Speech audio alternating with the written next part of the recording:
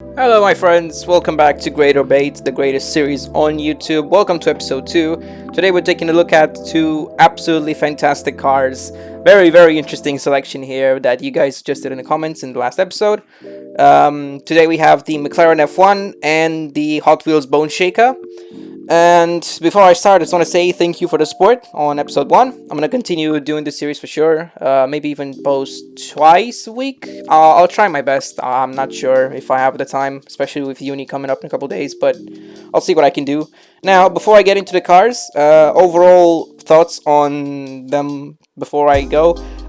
Very fun, especially the first one. A bit difficult for sure, and they were very close. By the end, when I will share the results, you'll see that they were both very close, and they were both exponentially better than the two cars I tested last time, which was no surprise. I mean, I almost kinda on purpose picked two of the best cars in the game. So yeah, let's start off with the first one, that being the McLaren F1, the regular one, not the F1 GT. We'll get into that one in a later episode. Thank you, Aker, for suggesting this.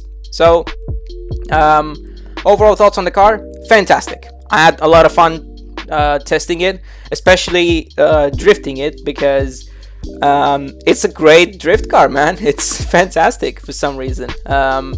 So thoughts on how it drifts? It's great. It's got the perfect amount of power in my opinion.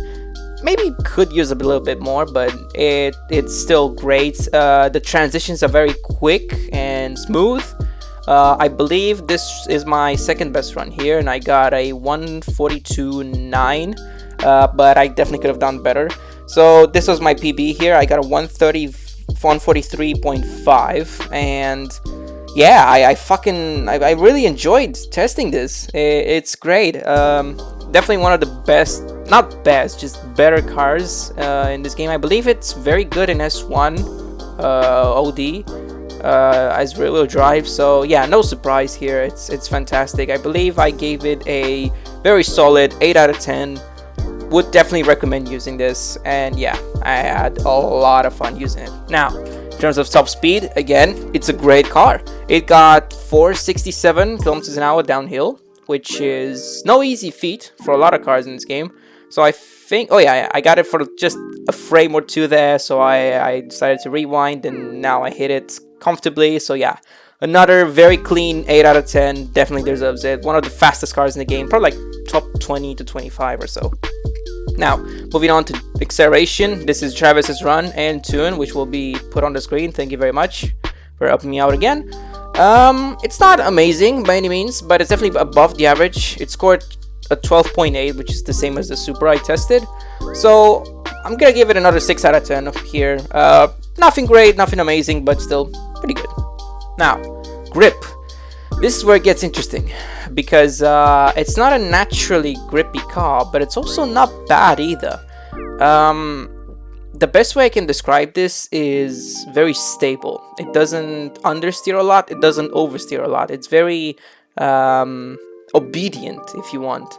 I got a pretty interesting time here. I got a 46.1 in this run, and I believe I get like a 46 dead in my personal best. I really quite enjoyed testing this even on grip. Like, it was, I believe it was the first car out of these that I genuinely didn't mind testing for longer to get a better result. It was quite enjoyable. So here's the 46.1 and my personal best, which I got about 20 something laps in, as you can see. It can definitely get as low as a 44 for sure, but 44 would still put it like top 5,000, so it's not particularly great, of course, but for a hypercar that's also like 30 years old, I'd say that's not bad at all. I had quite a lot of fun, like I said, testing it. I wouldn't necessarily recommend it for grip, but if you tune it specifically to be more balanced for S2, I think it could be a pretty good alternative. But nobody does S2 online anyway. It's kind of cringe. So yeah, I believe I gave this car a solid and respectable 7 out of 10. Definitely not bad. So now, moving on to the rather big surprise here, that it's a great dirt car for some reason, man. I don't know. It again, I think the fact that this car is super stable is what helps it a lot. It's very predictable. It has just the right amount of power. And if you're wondering, yes, I do use rear aero in both tests here. The wing just falls off like 2 laps in because, yeah.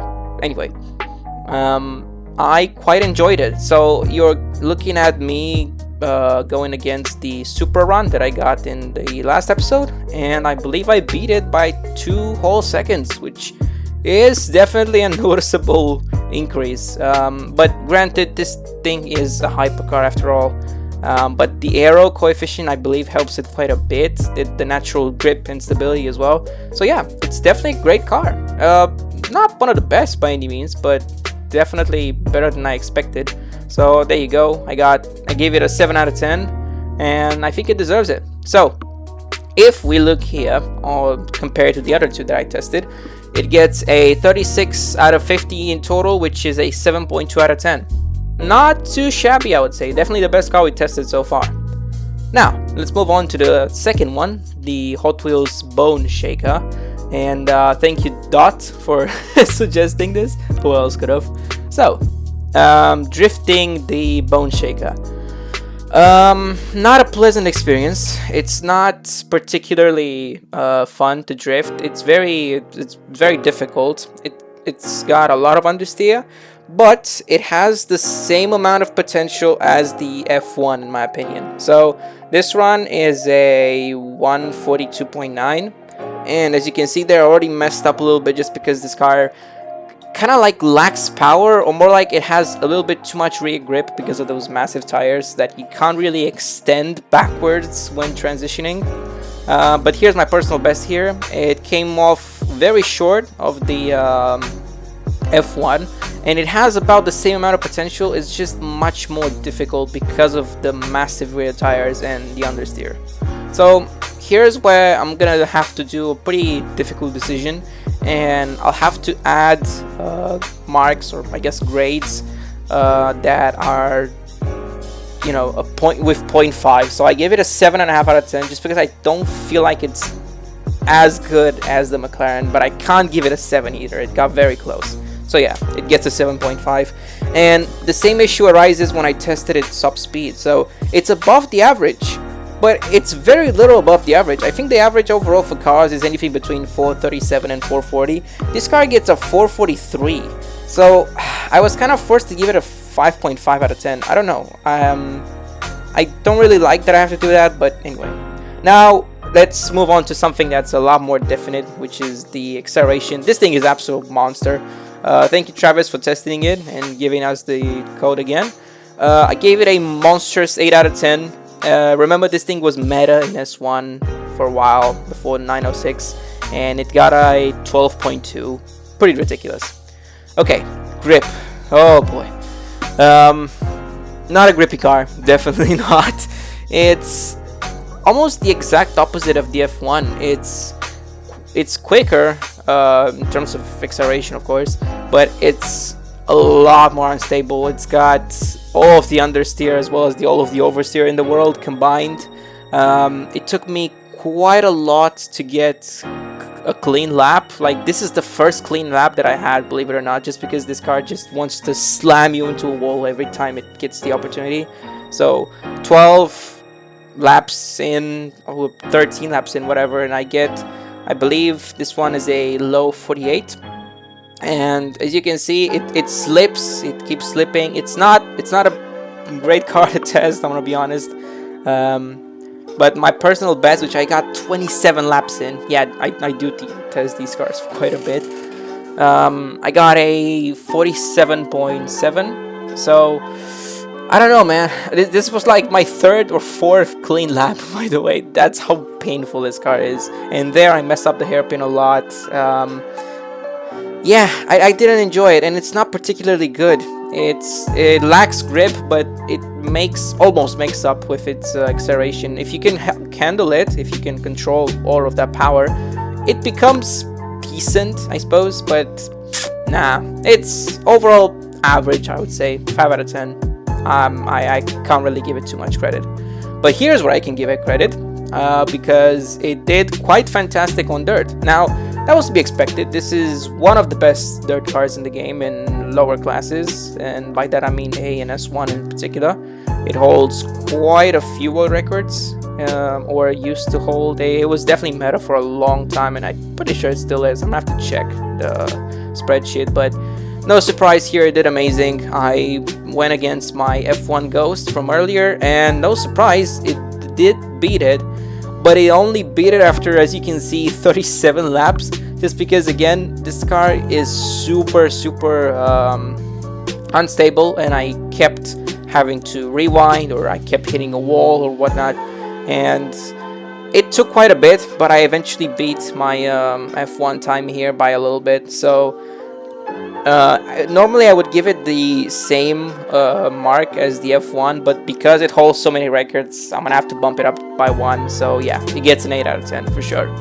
And so if we look here at the results, the F1 still beats the Boneshaker by quite a bit. So 34 compared to 36, and 6.8 compared to 7.2 out of 10. So yeah, the F1 is definitely the winner, which I didn't expect. I thought the Boneshaker was one of the best overall cars in the game, but not really. So yeah, very cool. I can't wait to test more. Leave your comments down below of what cars I should do. I'm gonna try my best to do as many as I can. And yeah, thank you for watching. Take care.